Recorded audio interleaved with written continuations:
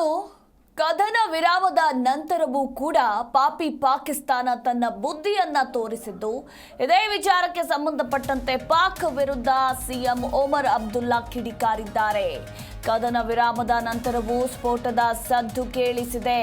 ಇದೆಂಥ ಅವಸ್ಥೆ, ಕದನ ವಿರಾಮ ಘೋಷಣೆ ಮಾಡಲಾಗಿದೆ, ಆದರೂ ಕೂಡ ಶ್ರೀನಗರ ಸುತ್ತಲೂ ಮತ್ತೆ ಸ್ಫೋಟದ ಸದ್ದು ಕೇಳಿಸಿದೆ. ಪಠಾಣ್ಕೋಟ್, ಫಿರೋಜ್ಪುರದಲ್ಲಿ ಈಗಾಗಲೇ ಬ್ಲ್ಯಾಕ್ಔಟ್ ಅನ್ನ ಕೂಡ ಘೋಷಣೆ ಮಾಡಲಾಗಿರುವಂಥದ್ದು. ಇನ್ನು ಕದನ ವಿರಾಮವನ್ನ ಕೂಡ ಘೋಷಣೆ ಮಾಡಲಾಗಿದೆ.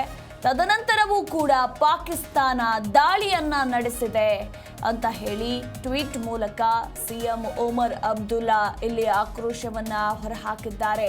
ಕದನ ವಿರಾಮದ ಬಳಿಕ ತನ್ನ ನರಿ ಬುದ್ಧಿಯನ್ನ ತೋರಿಸಿದೆ ಪಾಕ್, ಡ್ರೋನ್ ದಾಳಿ ಪ್ರಾರಂಭ ಮಾಡಿದೆ ಪಾಕಿಸ್ತಾನ ಅಂತ ಹೇಳಿ ಇಲ್ಲಿ ಜಮ್ಮು ಮತ್ತು ಕಾಶ್ಮೀರದ ಮುಖ್ಯಮಂತ್ರಿ ಸಿಎಂ ಒಮರ್ ಅಬ್ದುಲ್ಲಾ ಟ್ವೀಟ್ ಮೂಲಕ ಕಿಡಿಕಾರಿದ್ದಾರೆ. ಪಾಕಿಸ್ತಾನದ ವಿರುದ್ಧ ಆಕ್ರೋಶವನ್ನ ಹೊರಹಾಕಿದ್ದಾರೆ. ಯಾವ ರೀತಿ ಅಂದ್ರೆ ನಾಯಿ ಬಾಲಕ್ಕೆ ಎಷ್ಟೇ ದಬ್ಬೆ ಕಟ್ಟಿದ್ರು ಕೂಡ ಅದು ನೆಟ್ಟಗಾಗೋದಿಲ್ಲ. ಹಾಗಾಗಿದೆ ಪಾಕಿಸ್ತಾನದ ಕತೆ ಅಂತ ಹೇಳಿದ್ರೆ ತಪ್ಪಾಗೋದಿಲ್ಲ. ಯಾಕಂದ್ರೆ ಭಾರತದ ಹೊಡೆತದಿಂದ ಬಚಾವಾಗೋದಕ್ಕೆ ಕದನ ವಿರಾಮದ ಕಳ್ಳಾಟವನ್ನ ಆಡ್ತು. ಆದರೆ ಕೆಲವೇ ಗಂಟೆಗಳಲ್ಲಿ, ಕದನ ವಿರಾಮ ಘೋಷಣೆಯಾದಂತಹ ಕೆಲವೇ ಗಂಟೆಗಳಲ್ಲಿ ತನ್ನ ಕುತಂತ್ರಿ ಬುದ್ಧಿಯನ್ನ ಮತ್ತೆ ತೋರಿಸ್ತು. ಅಮೆರಿಕ ಅಧ್ಯಕ್ಷ ಡೊನಾಲ್ಡ್ ಟ್ರಂಪ್ ಮಾತಿಗೂ ಕೂಡ ಪಾಕ್ ಬಿಡುಗಾಸಿನ ಬೆಲೆ ಕೊಡಲಿಲ್ಲ. ಇನ್ನು ವಿಶ್ವದ ದೊಡ್ಡಣ್ಣ ಅಮೆರಿಕ ಅಧ್ಯಕ್ಷ ಡೊನಾಲ್ಡ್ ಟ್ರಂಪ್ ಅವರ ಅಧ್ಯಕ್ಷತೆಯಲ್ಲಿ, ಅಮೆರಿಕದ ಅಧ್ಯಕ್ಷತೆಯಲ್ಲಿ ಭಾರತ ಹಾಗೆ ಪಾಕಿಸ್ತಾನದ ಅಧಿಕಾರಿಗಳನ್ನು ಕೂರಿಸಿಕೊಂಡು ಕದನ ವಿರಾಮಕ್ಕೆ ಒಪ್ಪಿಗೆಯನ್ನು ಕೂಡ ಸೂಚನೆ ಮಾಡಲಾಯಿತು.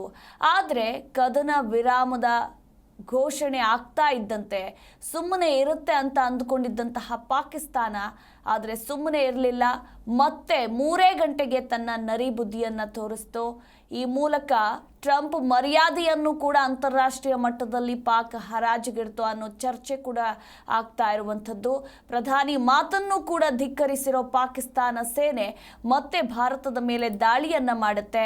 ಈಗ ಇದೇ ವಿಚಾರಕ್ಕೆ ಸಂಬಂಧಪಟ್ಟಂತೆ ಆಕ್ರೋಶಗಳು ಕೂಡ ಎಲ್ಲೆಡೆ ಹೊರಹಾಕಲಾಗ್ತಾ ಇದೆ.